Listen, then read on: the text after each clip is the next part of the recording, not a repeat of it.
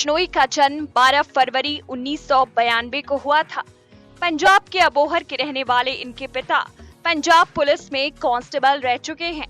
इसके पास 7 करोड़ की पुश्तैनी जमीन है। इसने अबोहर के एक स्कूल से पढ़ाई की। आगे की पढ़ाई चंडीगढ़ के डीएवी पब्लिक स्कूल से की। वो बचपन की दोस्त से बहुत प्यार करता था। 12वीं की पढ़ाई भी दोनों ने साथ ही की थी। इसने चंडीगढ़ यूनिवर्सिटी में एडमिशन लिया और इसके बाद छात्र संगठन सोपू यानी कि student organisation of Punjab university बनाया और उसके बैनर तले अध्यक्ष पद का चुनाव लड़ा।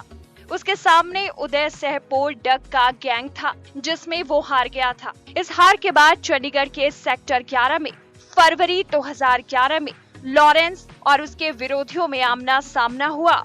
उसने फायरिंग की। ये पहली बार था जब लॉरेंस ने फायरिंग की थी। सूत्रों की माने तो दूसरे ग्रुप ने इसकी प्रेयसी को आग के हवाले कर दिया और इसे हादसे का रूप दे दिया। इसी केस के बाद लॉरेंस ने अपराध की दुनिया में कदम रखा।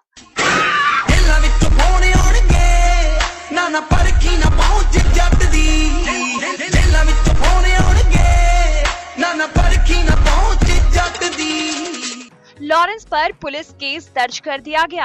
पहला मुकदमा था जो लॉरेंस पर दर्ज हुआ था। इसके बाद से लेकर आज तक लॉरेंस पर 50 मुकदमे दर्ज हो चुके हैं, जिसमें वो 30 में बरी हो चुका है।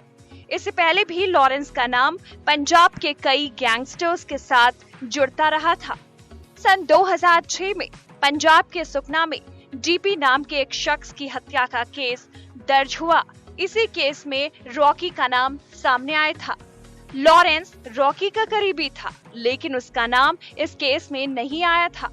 सन 2011 में फिरोजपुर में एक फाइनेंसर के साथ लूट हुई थी, जिसमें लॉरेंस का नाम तो सामने आया पर उस पर केस दर्ज नहीं हुआ। इसके बाद उसने फरवरी 2011 में साथी छात्र नेता के ऊपर हमला किया और उस पर हत्या का मामला दर्ज हुआ। जेल जाने के बाद वो जमानत पर रिहा हो गया था, जिसके बाद उसे पिस्टल और कारतूस के साथ गिरफ्तार किया गया। 12 अगस्त सन 2012 को लॉरेंस के खिलाफ सेक्टर 34 में केस दर्ज किया गया, जिसके बाद वो जेल जाता रहा तो कभी जमानत पर रिहा होता रहा।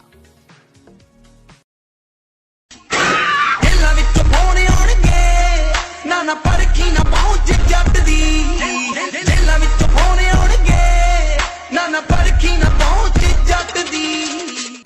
17 जनवरी 2017 को जब पंजाब की खरड़ पुलिस उसे कोर्ट में पेशी के लिए ले जा रही थी, तो वो पुलिस को चकमा देकर फरार हो गया। दरअसल उसके मामा के 2 बेटों की दिसंबर 2014 में हत्या हो गई थी। ये हत्या रमी वाशना और हरियाणा जेल में बंद बठिंडा के हरगोविंद ने कराई थी। लॉरेंस दोनों की हत्या करना चाहता था, लेकिन वो जेल से भाग गया। दिल्ली होते हुए नेपाल गया, जहां उसने 60 लाख के विदेशी हथियार खरीदे। अभी वो रमी वाशना की तलाश ही कर रहा था कि वो मार्च 2015 को फाजिल्का पुलिस के हत्थे चढ़ गया। गिरफ्तारी हुई तो पुलिस ने राहत की सांस ली, क्योंकि अगर लॉरेंस बाहर रहता तो उसे गैंगस्टर मशाना और हरगोविंद की हत्या करनी थी। वापस जेल से लौटने के बाद उसने ताकत बढ़ा ली। फरीदकोट जेल में बंद रहने के दौरान वो फोन का इस्तेमाल करने लगा।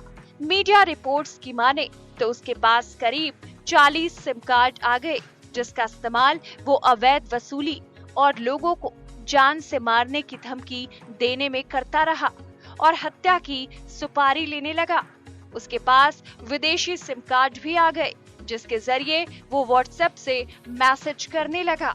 फरीदकोट जेल से ही 2017 में राजस्थान के जोधपुर के डॉक्टर चांडक और एक ट्रैवलर को मारने के लिए 50 लाख की सुपारी ली। उसने फोन के जरिए ही डॉक्टर की कार में आग लगा दी, जिसके बाद जोधपुर पुलिस 30 अप्रैल 2017 को प्रोडक्शन रिमांड पर लॉरेंस को जोधपुर जेल ले गई। जोधपुर ले जाने के बाद भी लॉरेंस ने मोबाइल के जरिए वसूली का काम जारी रखा।